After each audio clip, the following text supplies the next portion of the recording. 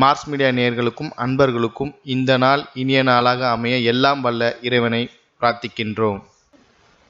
இந்த சேனல் உங்களுக்கு பிடிச்சிருந்தா மறக்காம சப்ஸ்கிரைப் பண்ணுங்க, ஷேர் பண்ணுங்க, லைக் பண்ணுங்க, கமெண்ட் பண்ணுங்க. அன்பான கும்பராசி நேயர்களே, பிறக்க போகும் ஏப்ரல் மாதம் உங்களுக்கு எப்படி இருக்க போகுதுன்னு விலாவாரியா பார்த்துருவோம். இந்த மாசம் கிரகங்களோட சஞ்சாரம் உங்க ராசிக்கு ரொம்பவே விசேஷமான பலன்களை தரப்போகுது.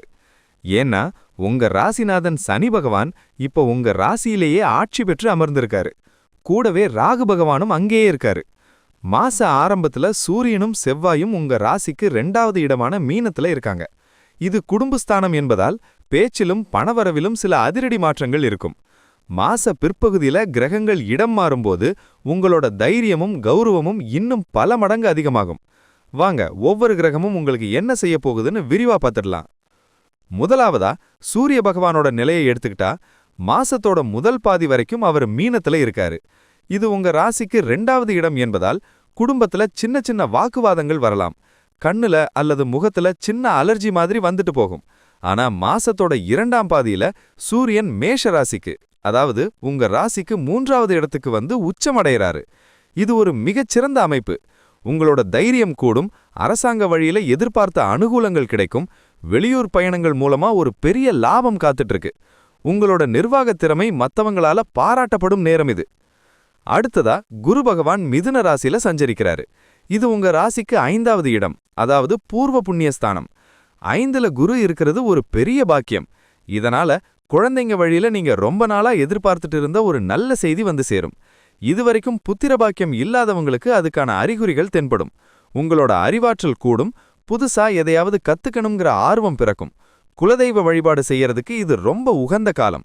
குருவோட பார்வை உங்க ராசிக்கு கிடைக்கிறதுனால மனசுல இருந்த குழப்பங்கள் எல்லாம் நீங்கி ஒரு தெளிவு பிறக்கும்.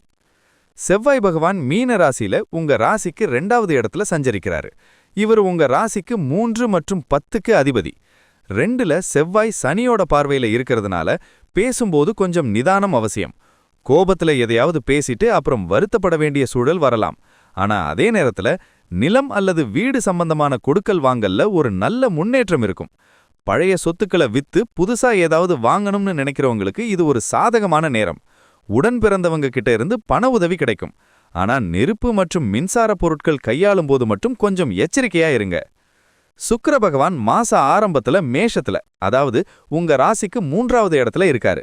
இதனால சின்ன சின்ன இன்ப சுற்றுலாக்கள் போறதுக்கான வாய்ப்பு வரும். மாச பிற்பகுதியில சுக்கிரன் ரிஷபத்துக்கு போறாரு. இது உங்க ராசிக்கு 4வது இடம். 4ல சுக்கிரன் ஆட்சி பெறுறது ஒரு ராஜயோகம்னு சொல்லலாம். புதுசா வண்டி வாகனங்கள் வாங்குற யோகம் உண்டாகும். வீட்டுக்கு தேவையான ஆடம்பர பொருட்கள், கலைநயம் மிக்க பொருட்களை வாங்கி சேர்ப்பீங்க. தாயோட அன்பு முழுமையா கிடைக்கும். வீட்டு கட்டிக்கிட்டு இருக்கிறவங்களுக்கு வேலைகள் கடகடன்னு முடியும். மனசுக்கு பிடிச்ச ஒரு இடத்துக்கு குடி போறதுக்கான வாய்ப்பும் அமையும். புதன் பகவான் மாச தொடக்கத்துல ரிஷபத்துல 4ல இருக்காரு. இதனால படிப்புல மாணவர்களுக்கு ஒரு நல்ல ஆர்வம் இருக்கும். மாச பிற்பகுதியில புதன் மிதுனத்துக்கு போறாரு, அதாவது 5வது இடத்துக்கு. 5ல புதன் ஆட்சி பலம் பெறுறது உங்களோட புத்தி கூர்மையை ரொம்பவே அதிகமாக்கும். கவிதை, எழுத்து, ஜோதிடம் அல்லது கம்ப்யூட்டர் துறையில இருக்கிறவங்களுக்கு ஒரு பொற்காலம்னே சொல்லலாம். உங்களோட கற்பனை திறன் ரொம்ப அற்புதமா இருக்கும். நண்பர்களோட சேர்ந்து ஒரு புது ப்ராஜெக்ட் அல்லது தொழில் தொடங்குறது பத்தி ஆலோசிப்பீங்க. புதனோட இந்த மாற்றம் உங்களுக்கு பல வழிகள்ல பணவரவை தேடித்தரும். சனி பகவான் உங்க ராசிநாதனா உங்க ராசியிலேயே இருக்காரு. இது ஜென்மச்சனி காலம்னாலும் சனி ஆட்சி பெற்று இருக்கிறதுனால உங்களை ரொம்ப பக்குவப்படுத்துவாரு. சோம்பேறித்தனத்தை விட்டுட்டு உழைக்க ஆரம்பிப்பீங்க. ஒரு சிலருக்கு தலையில பாரம் ஏறின மாதிரி ஒரு ஃபீல் இருக்கலாம். ஆனா அது உங்களோட பொறுப்புணர்ச்சியால வர்றதுதான். சனி பகவான் உங்களுக்கு புது புது மனிதர்களை அறிமுகப்படுத்தி வைப்பாரு. அவங்க மூலமா உங்களோட எதிர்காலத்துக்கு தேவையான உதவிகள் கிடைக்கும். கடின உழைப்புக்கு ஏத்த அங்கீகாரம் கண்டிப்பா கிடைக்கும். உங்களோட பழைய பழக்க வழக்கங்களை மாத்திக்கிட்டு ஒரு புது மனிதரா உருவெடுப்பீங்க. ராகு பகவான் உங்க ராசியிலேயே சனி பகவானோட சேர்ந்து இருக்காரு. இது ஒரு விசித்திரமான அமைப்பு.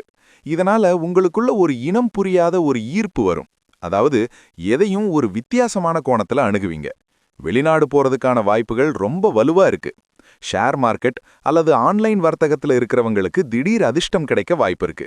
ஆனா ராகு ராசியில இருக்கிறதுனால அப்பப்போ தேவையில்லாத கற்பனை பயங்கள் வரலாம். அதை மட்டும் தியானம் அல்லது யோகா மூலமா கட்டுப்படுத்திக்கோங்க. மத்தபடி ராகு உங்களுக்கு ஒரு உலகளாவிய புகழ தேடித்தர காத்துட்டு இருக்காரு. கேது பகவான் சிம்ம ராசியில உங்க ராசிக்கு 7வது இடத்துல இருக்காரு. இது களத்திர ஸ்தானம். இதனால கணவன் மனைவிக்குள்ள சின்ன சின்ன புரிதல் குறைபாடுகள் வரலாம். ஒருத்தர் சந்தேகம் படாம வெளிப்படையா பேசுறது நல்லது. கூட்டாளிகளோட தொழில் செய்யறவங்க கணக்கு வழக்குகள்ல ரொம்ப தெளிவா இருக்கணும். திருமண முயற்சிகள்ல சில இழுபறிகள் இருக்கலாம், ஆனா மாச கடைசியில ஒரு நல்ல முடிவு வரும். கேது 7ல இருக்கிறதுனால ஆன்மீக துணைவி அல்லது துணைவன் கிடைக்கிறதுக்கான வாய்ப்பு இருக்கு. சமூகத்துல மத்தவங்க கிட்ட பழகும்போது கொஞ்சம் இடைவெளி விட்டு பழகிறது உங்க கௌரவத்துக்கு நல்லது. பொருளாதார நிலையை பொறுத்த வரைக்கும் இந்த ஏப்ரல் மாசம் கும்பராசிக்கு ஒரு சிறப்பான மாசம்தான். 2ல சூரியன் செவ்வாய் இருந்தாலும் 5ல இருக்கிற குருவோட பார்வை உங்களோட 11வது இடமான லாபஸ்தானத்துல விழுது. இதனால நீங்க தொட்டதெல்லாம் பொன்னாகும். முடங்கி கிடந்த பணம் கைக்கு வரும். புதுசா கடன் வாங்க வேண்டிய அவசியம் இருக்காது. ஆடம்பர செலவுகளை கொஞ்சம் குறைச்சிக்கிட்டா பெரிய அளவுல சேமிக்க முடியும். பழைய பாக்கிகள் வசூலாகும். ஒரு சிலருக்கு பரம்பரை சொத்துக்கள் மூலமா ஒரு நல்ல வருமானம் கிடைக்க வாய்ப்பிருக்கு. பண வரவுல ஒரு சீரான நிலை இந்த மாசம் முழுசும் இருக்கும். உத்தியோகம் மற்றும் தொழில்ல உங்களோட ஆதிக்கம் அதிகமா இருக்கும். மேலதிகாரிகள் உங்களோட பேச்ச மதிக்க ஆரம்பிப்பாங்க. ஐடி துறையில இருக்கிறவங்களுக்கு புது பொறுப்புகள் தேடி வரும். வியாபாரத்துல எதிர்பார்த்ததை விட லாபம் அதிகமா இருக்கும். புதுசா கிளைகள் தொடங்கணும்னு நினைக்கிறவங்க மாச பிற்பகுதியில முயற்சி செய்யலாம். உங்களோட போட்டியாளர்கள் உங்களை கண்டு கொஞ்சம் மிரண்டு போவாங்க. மாணவர்கள் போட்டித் தேர்வுகள்ல நல்ல மதிப்பெண்கள் எடுப்பாங்க. மொத்தத்துல உங்களோட லட்சியங்களை அடையிறதுக்கான ஒரு படிக்கல்லா இந்த ஏப்ரல் மாசம் அமையுங்கிறதுல எந்த சந்தேகமும் இல்ல. பரிகாரம்: சனிக்கிழமை அன்னைக்கு கருப்பு எள் கலந்த சாதத்தை காக்கைக்கு வைங்க. இது உங்களுக்கு இருக்கிற தடைகளை நீக்கும். அதேபோல ஞாயிற்றுக்கிழமை காலையில சூரிய பகவானுக்கு தண்ணீர் ஊத்தி வழிபடுறது உங்களோட ஆளுமை திறனை அதிகப்படுத்தும். முடிஞ்சா ஒரு முறை திருநள்ளாறு அல்லது பக்கத்துல இருக்கிற ஏதாவது ஒரு சிவன் கோயிலுக்கு போய் நவக்கிரகத்தை வழிபாடு பண்ணிட்டு வாங்க. இது உங்களுக்கு மன அமைதியையும் காரிய வெற்றியையும் கொடுக்கும். இந்த ஏப்ரல் மாதம் கும்பராசி நேயர்களுக்கு ஒரு பெரிய திருப்புமுனையை ஏற்படுத்த போகுது. வாழ்த்துக்கள். இதே போன்று மீண்டும் ஒரு பதிவில் சந்திப்போம். நன்றி, வணக்கம். இந்த சேனல் உங்களுக்கு பிடிச்சிருந்தா மறக்காம சப்ஸ்கிரைப் பண்ணுங்க, லைக் பண்ணுங்க, ஷேர் பண்ணுங்க.